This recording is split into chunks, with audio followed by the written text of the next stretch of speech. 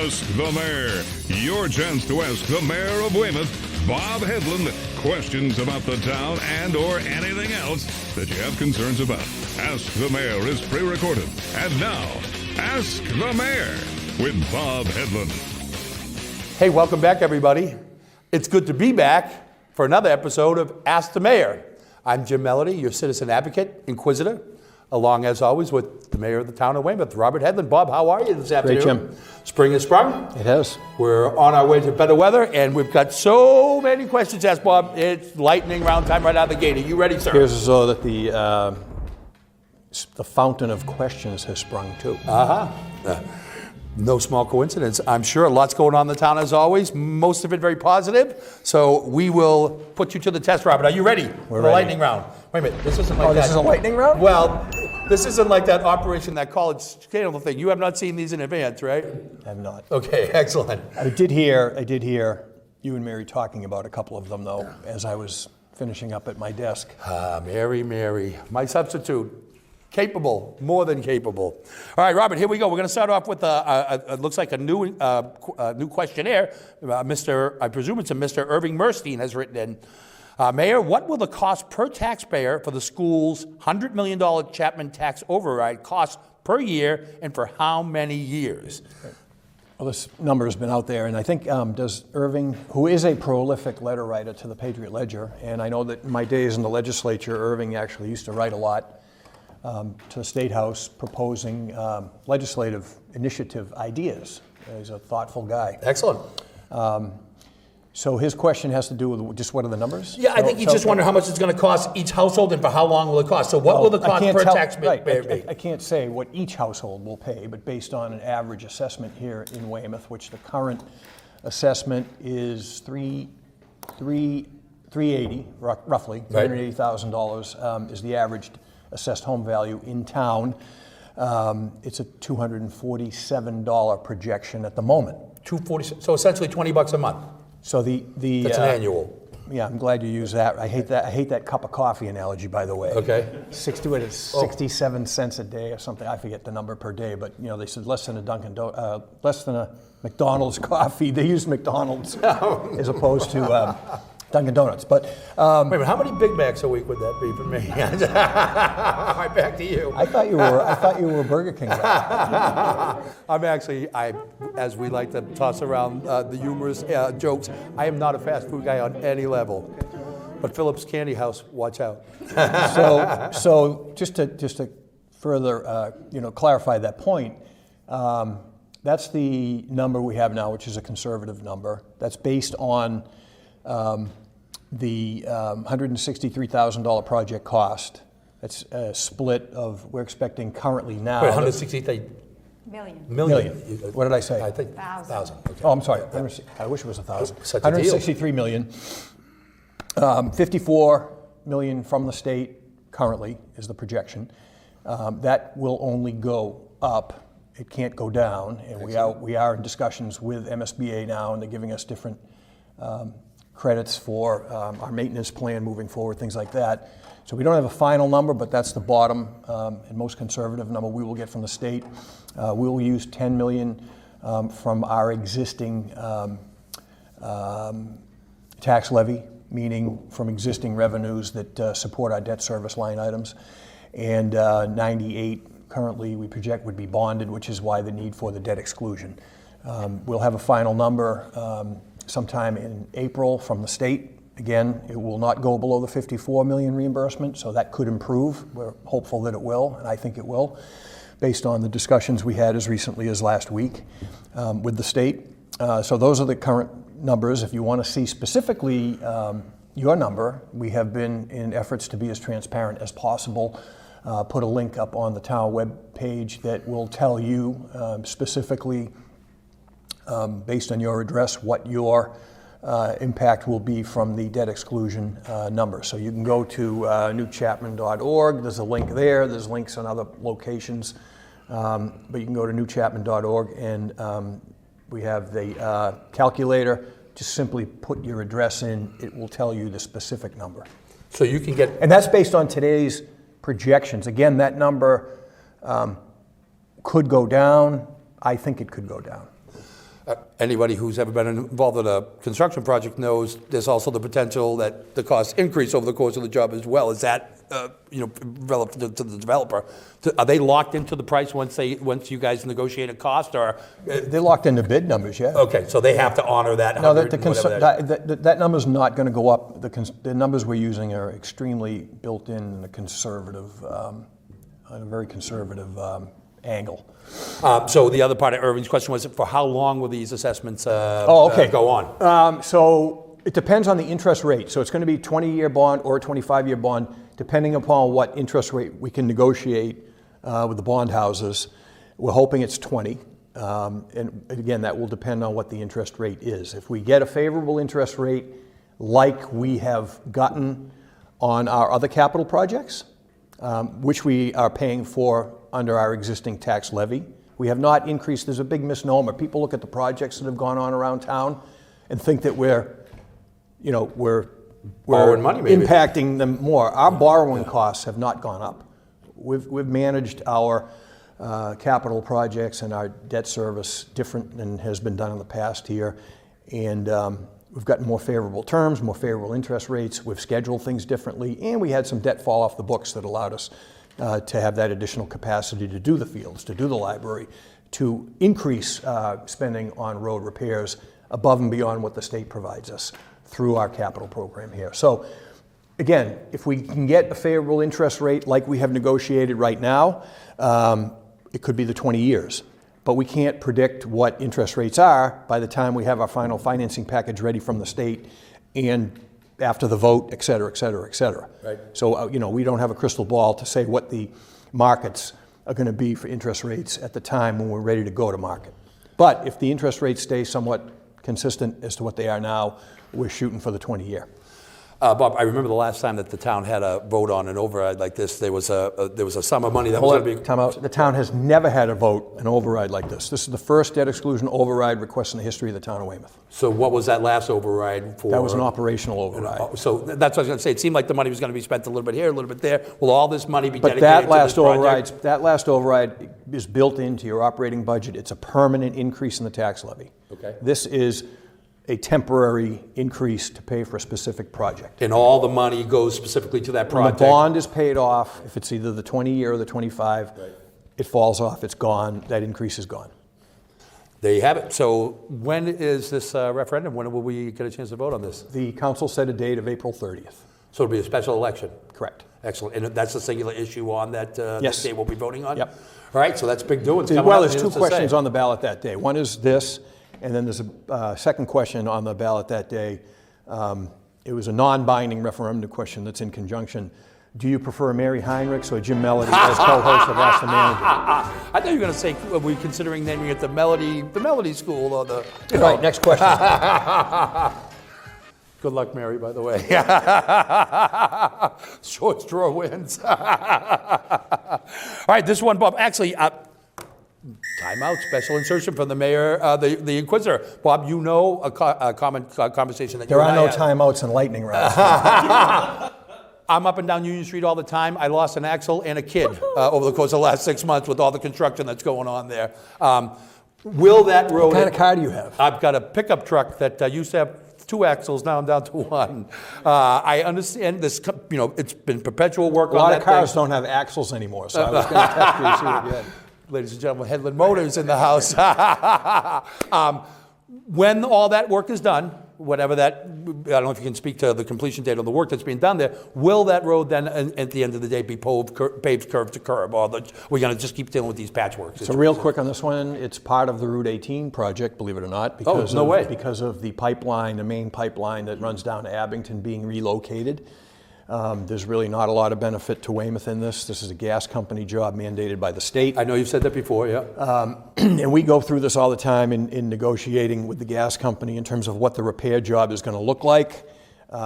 They have a lot of power under state law to get away with not having to go curb to curb in a project like this. So it usually involves a negotiation.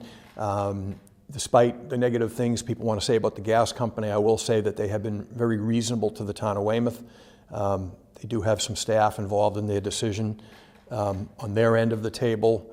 that is determined by some people that actually happen to have Weymouth roots, so that doesn't hurt, I think. But they were helpful to us on the Broad Street patching. In terms of Union Street, they have agreed to go center line to curb. We cannot get them to go curb to curb. What does that mean, center line to curb? Well, normally they would only have to repair the trench. Okay. But we've got them to agree to go from the center line of the road, on the side of the road that's dug They're up, working on, right. all the way to the curb. So half that road will be freshly paved, the other half will be in the condition that it remains in right Correct. now. And we will supplement that under our existing road program if we need to in areas that it has to extend to the other side. All right, so it'll kind of be case by case as you move down the road where it needs to work. All right, interesting. I hope it comes. Is there a projection date for the completion of the work on that? There is. I can't tell you off the top of my head what it is because of the delays that occurred with the moratorium and the strike. Oh, excuse me, the lockout. The lockout. And I didn't say that to be funny. I did mean to say lockout. I will say that they did approach us and said, could we get that project back underway because of where they were in the final stages of ending that lockout. And I said, please do, please. So we were lucky to get that one as one of the earlier reactivated projects as part of that whole work stoppage. Well, we'll keep our fingers crossed as we look to move forward because there's so many roads that have been paved over the course of the last few years. I mean, it's almost like a short thumb for that reason. People complain about roads, but we are spending more on road repair and sidewalk repair than in any time in the history of the town. It's noticeable, for sure. Well, it's not noticeable to some people who like to call and complain. It's not. Okay. Well. And even though I know what the numbers are, sometimes it's not noticeable to me because the roads are so deplorable and have been that way for a long time. And we're trying to play catch up. We're spending $5 million, and I point this out in the past on the show. The record high was 2.3 prior in the history of the town. Wow. And so that's a Band-Aid on a bullet wound, right? I think we're getting close to $2 million from the state, maybe, which is a good number compared to in the past. We used to get anywhere from $800,000 to 1.2. How far could that money go? $800,000 doesn't go to pave very road? far. Yeah, I would imagine. Well, the Broad Street project alone was $1 million last year. Yeah, sure. So the amount of money we get could go a lot. We could use a lot more. So we supplement that with our capital spending plan. We got the council to agree to another. What did we do? $3 million bonding in the last fiscal year, I believe, something like that. Just to contrast that, we're looking at a debt exclusion for a school, right? Town of Hull just did a debt exclusion to pave roads. Think about that. Did it pass? It passed. Wow. Yeah, town meeting. Well, they could use it, that's for sure, too. Yeah, but I mean, so we're managing the road work as best we can with smoke and mirrors and a mix of some federal money that has a lot of strings attached and it's minimal. The state money, which comes with a lot of strings attached, we can't use them on private ways, and we have 300 plus private ways in the town. We talk about that all the time on the show. Because I have one. I'm on one too. We do patch them, but we can't repave them. And then the money we're supplementing from our existing tax levy. So, next question. All right, well, listen, not a purposeful segue. These are in no particular order, but Reggie McCray, I think he's a first-time writer into the show as well. And the question is, why are the sidewalks on Route 53 never plowed? Someone is going to get killed one of these days just walking home from work or the grocery store. I see the plowing machine for the sidewalks around. Why not do the sidewalks on the most used roadway in town? So Route 53 sidewalks are not being plowed according to Reggie. It's a state road, so Reggie will want to call his state legislators and get on them to get on the state, which we do too. So you're not obligated to pave those roads, or are they on the list to be Plow, paved? you mean? I'm sorry, plow. No, we don't own them. It's a state. So you're supposed to just stay off them at the end of the day. There are some distinctions to that. Okay, so it's a complicated issue. So in some cases, maintaining the sidewalks, and this has not been an issue in Weymouth, but for instance, and I know this from my legislative days, there are some MOUs that the state has with local communities, memorandum of understanding, agreements, et cetera. For instance, I know in Hingham cut a deal with the state a number of years ago as part of some repaving and repair work where Hingham took responsibility for maintaining the sidewalks. That's not the case with Route 53, I don't believe, so it's the state's responsibility. And we will go out, and we have in instances plowed, Weymouth DPW has plowed state sidewalks at times. But the priorities for us are after a storm, obviously getting the roads cleared, then the crews get out and start clearing sidewalks, and they start really with the routes, walking routes to school. Which would make sense. When I get people yelling at us to do the sidewalks in their neighborhood, us supplementing what the state is supposed to do is way down the list. I would imagine. So 53 essentially, how observant is the state regarding, paving, plowing that sidewalk? Do they, how As you often know, do they- I get out and around, and I walk a lot, and I ride my bike, and I will say that the sidewalks are in deplorable condition that are maintained by the state, whether it be Route 53 in Weymouth, whether it's Route 3A in Hingham. They're a mess. Wow. So would they reach out to Patrick or Jamie Murphy? I mean, would you reach out I don't to your recall. state guys? I mean, Okay, I don't yeah. know. I don't know. Yeah. I don't know how often, if ever, the state, for instance, even sweeps a sidewalk that they have control of. They just load it with sand and trash and debris and nip bottles and everything else. Next question. And I wanted to apologize for those nip Yeah, balls, you're on a by the slow way. pace Okay. today, We're in the lightning round, my version of lightning. Lazy lightning. All right. Boy, we've got a lot of first-time inquisitors. You know what the special effect is going to be on that? It's going to slow the tape down with you saying, "My version." We're in the lightning round, my version of lightning. Lazy lightning. Go ahead. All right, this one, Bob, I guess they're all connected in some way. This one is regarding the town infrastructure. Hello, Mr. Mayor. With the hopeful replacement of Chapman being planned, I'm wondering if the town has or is developing a plan to renovate or replace our town's aging infrastructure, such as schools, firehouses, senior centers, et cetera. While some efforts have been helpful, school boiler replacements, fire station improvements, et cetera, I would like to see Weymouth become forward-looking at infrastructure upgrades and shift away from reactive approaches. Where the mail tracks has transformed many playgrounds and sports fields in our town, is there something similar that could be done to defray the cost of some of these big-ticket items? Thanks for taking the time. I look forward to hearing your thoughts. That's from Neil Bar Height, and thank you, Neil. I don't like to think we've been reactionary. Obviously, it's a reaction when we're addressing something that has been decayed. I mean, the condition of Tufts Library was a joke. And I mean, presenting me with questions about temporary air conditioning, and I mean, we've been through that on the show, but so I guess you could say that's reactionary, but it's a situation that I inherited that we needed to be reactionary on, as far as I can see. Same thing with Chapman. But I think that the maintenance programming we have now on our new fields, for instance, is cutting edge. And the way we fund that is creative. Basically, we've become a hotbed for tournaments and things like that. And between tournament fees, out-of-town fee structure, we're Private clubs renting those, because my daughter's part of one of those as well. Yep, the big income, I'm sure. So the revenue's pretty good now because of the scale and the volume of use those fields are getting. Excellent. And And there's an overage there that you're able to kind of... so punch that, around well, with it's not an yeah. overage in the sense Okay. that, we're not, that money is going into maintaining those fields. Sure. And I'm very comfortable with the maintenance plan. That was something I was very concerned of when we were going ahead with this project. I said, I don't want to take this on if we're not able to maintain it. So that's going well.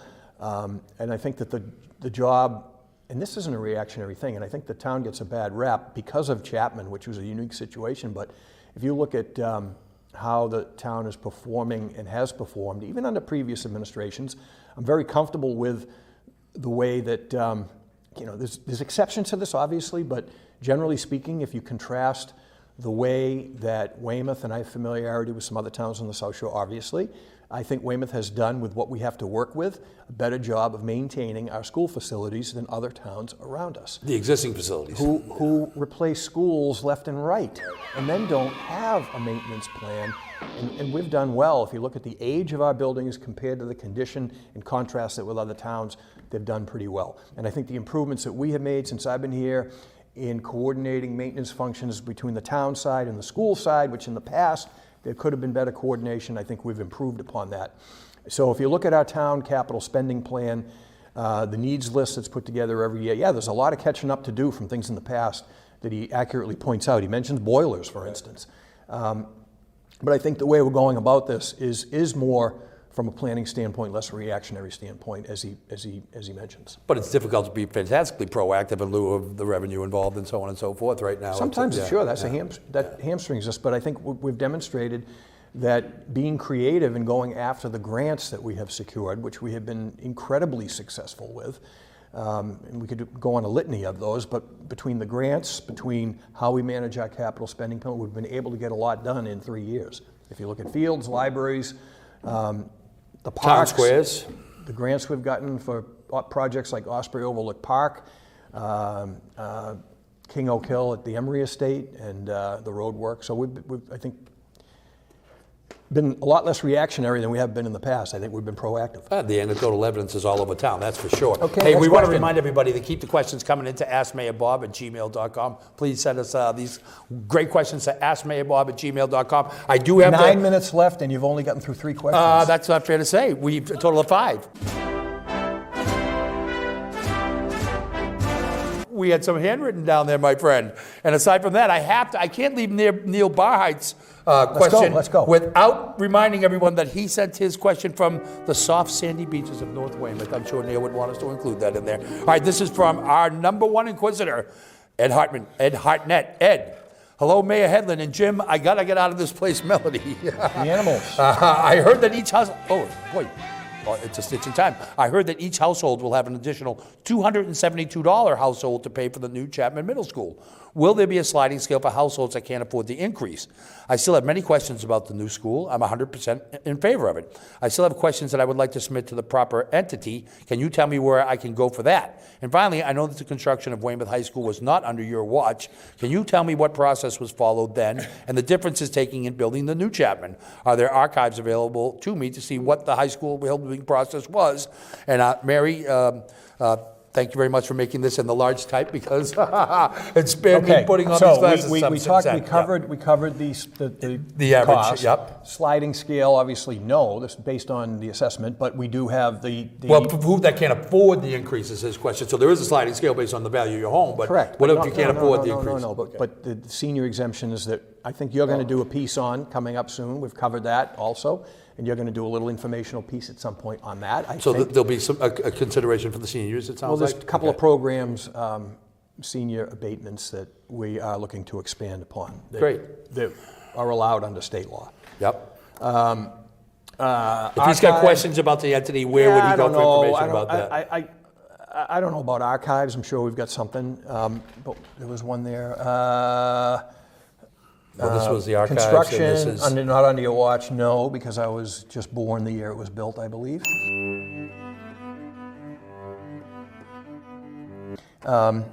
What process was followed then?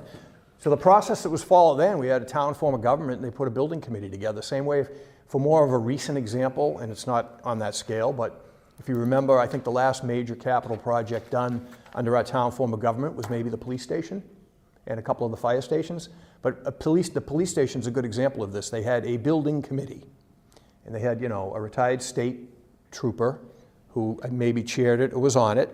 They had, someone from the town side, probably one of the councilors, and they put this committee together. It's the way Hingham does it now. They put a committee, and, sometimes the different members of I'll use the Hingham example. Each committee member likes to put a little accoutrement on the building. It's their own little element, of their area of interest. Not surprising there. So I think that the process works a little better now where we're not trying to, and I've tried to tamp down, and I wasn't always successful. I mean, I lost one debate where my representative who chairs the committee was outvoted.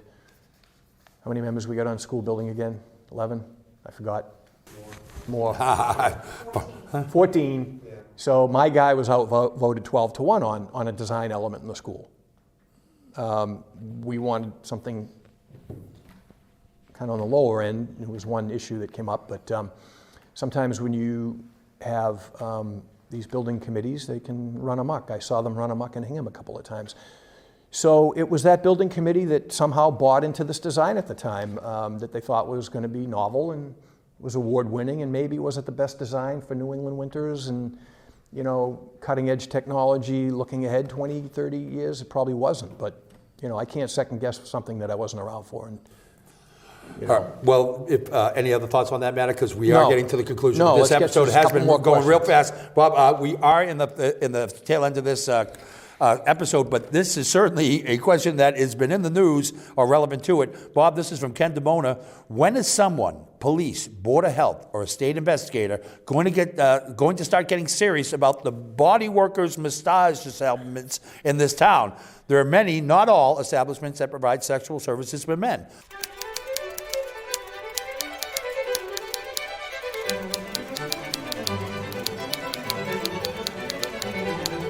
I would love to discuss this further, Ken DeMona, and certainly it's in the news with Mr. Kraft. Yeah, I'm actually tonight going on a fact-finding mission to.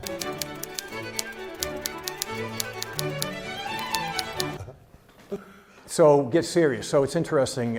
There is a bodywork, I would call, loophole here in the state that the state has grappled with. So I was in the legislature at the time when they went through a massage therapist licensing procedure. Which now, massage therapists have to be licensed by the state, but there's a whole different set of definitions for body work.